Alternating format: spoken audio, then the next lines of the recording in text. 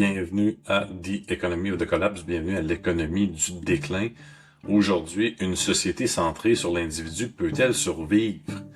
Parce que le point de départ, là, c'est que tout le monde sent que l'inflation est galopante, que le pouvoir d'achat diminue à travers le temps.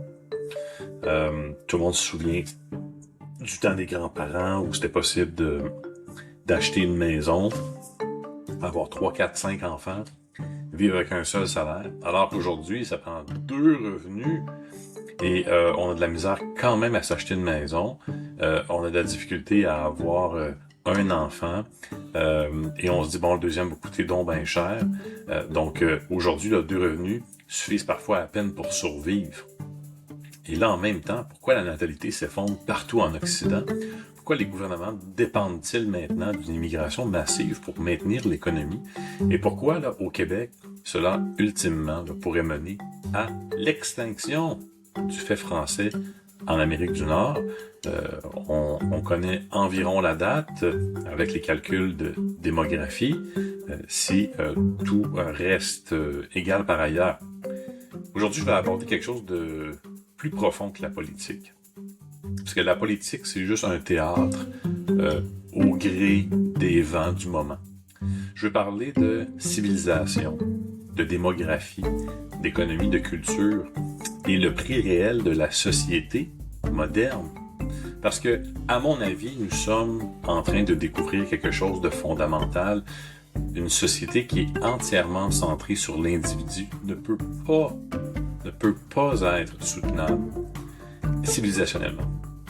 Pendant longtemps, là, les sociétés occidentales fonctionnaient différemment.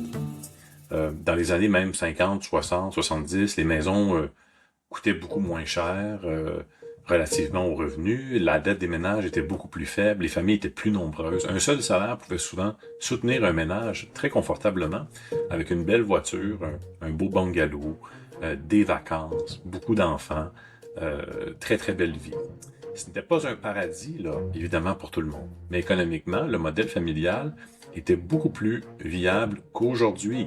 C'était les Golden 30s. C'était l'explosion de la classe moyenne, où tout le monde pouvait enfin goûter un peu au rêve américain, au rêve occidental, quoi. Puis, progressivement, l'Occident change complètement de modèle.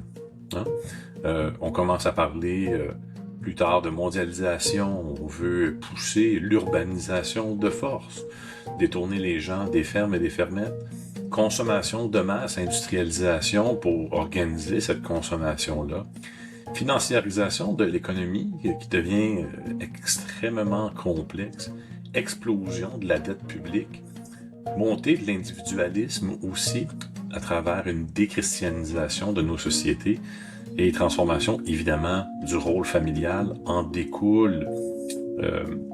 L'État devient le nouveau Dieu. On pousse la religion à l'extérieur.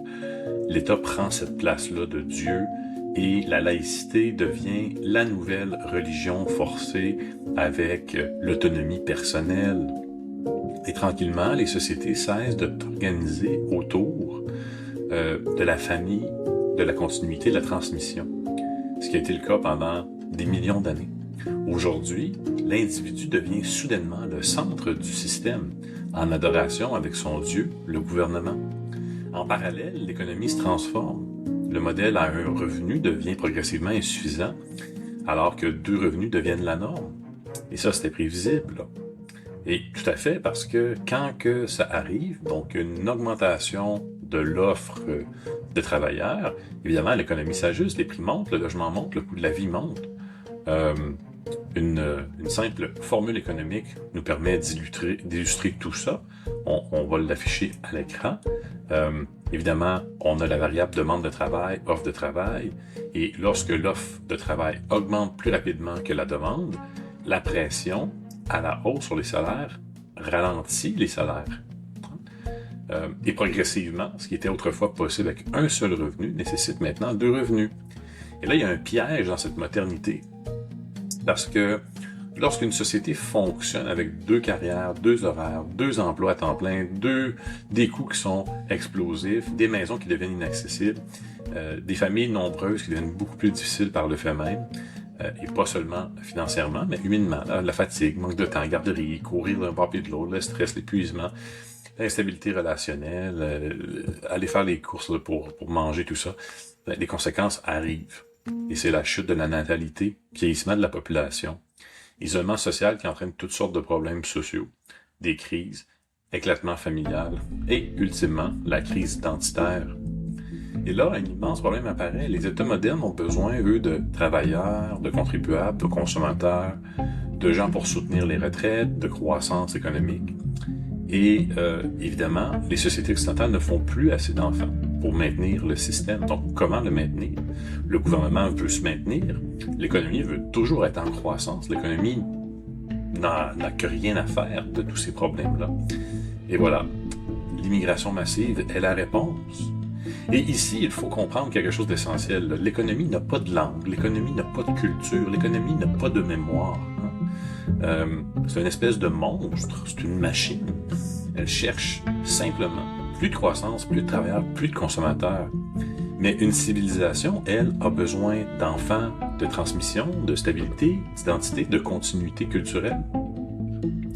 La Bible là, mettait au centre la famille, la transmission, le sacrifice, le devoir envers les générations futures, la continuité du peuple. La modernité, elle, a progressivement placé l'individu au centre de ses désirs, de sa carrière, de sa mobilité, de son autonomie, de sa propre réalisation personnelle. Et attention, cela a apporté des gains réels.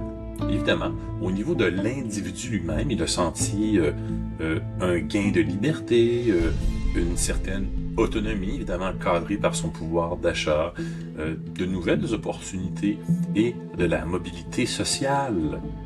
Mais il faut avoir le courage de poser la question, là. Ces choix individuels-là, qui auront fait plaisir à quelques générations, vont-ils survivre la conséquence de ces choix individuels-là? Parce qu'une société entièrement organisée autour des choix individuels ne peut pas survivre à long terme. Parce qu'une civilisation qui ne renouvelle plus naturellement sa propre population finit par devoir importer une autre civilisation pour soutenir une croissance démographique qui ne sert qu'à maintenir l'économie dans la direction de la croissance. Et c'est ici que le Québec devient un cas extrêmement particulier, parce que le Québec français est minoritaire au Canada, et évidemment infiniment minoritaire en Amérique du Nord. Selon les statistiques fournies par Statistique Canada, le poids relatif des francophones diminue progressivement, tandis que la proportion de la population immigrante augmente. Et selon l'Office québécois de la langue française, le français demeure majoritaire au Québec, mais que pour l'instant, parce qu'il décline très rapidement. Et son poids relatif là, est sous pression. Et évidemment, à Montréal, on a déjà franchi là, la barre sous les 50%. Et cette chute-là s'accélère de façon exponentielle. Et là, le grand paradoxe moderne est peut-être celui-ci. Là. On a réussi à construire des sociétés extrêmement performantes économiquement. Et certains pourront, ça dépasse un peu le cadre de cet épisode, avoir une critique à savoir qui bénéficie vraiment au niveau de la richesse. Certains diront c'est le 1% du 1%. Mais, chose certaine, on est de moins en moins capable de former des familles stables. On est de moins en moins capable de maintenir une natalité suffisante pour continuer d'exister. On est de moins en moins capable de transmettre naturellement notre culture, de se reproduire civilisationnellement. Et c'est là que il faut se poser la question. Le prix à payer pour cet individualisme-là, le prix à payer pour le féminisme de quelques générations, le prix à payer pour garder l'économie en croissance, le prix à payer pour pouvoir avoir 2 emplois au lieu d'un seul, le prix à payer est ultimement le grand remplacement et l'extinction du fait français si on ne revient pas à avoir une discussion sur la reproduction civilisationnelle du Québec, de cette société distincte, de son français, de sa culture, qui, pendant des centaines d'années, a construit ce Québec-là. Et Dans le cas du Québec français, si on ne se pose pas cette question-là rapidement, le prix pourrait être immense. Parce que l'économie va continuer de survivre sans le français. Le marché va continuer de survivre sans le français et la culture. La croissance va continuer de survivre sans le français. Mais le peuple québécois, qui se reconnaît, qui a tenté à 2 reprises de se définir comme un État-nation, le peuple québécois français, lui, il ne le peut pas.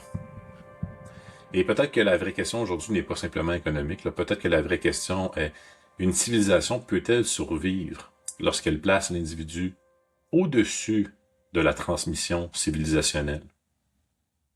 La réponse est malheureusement non.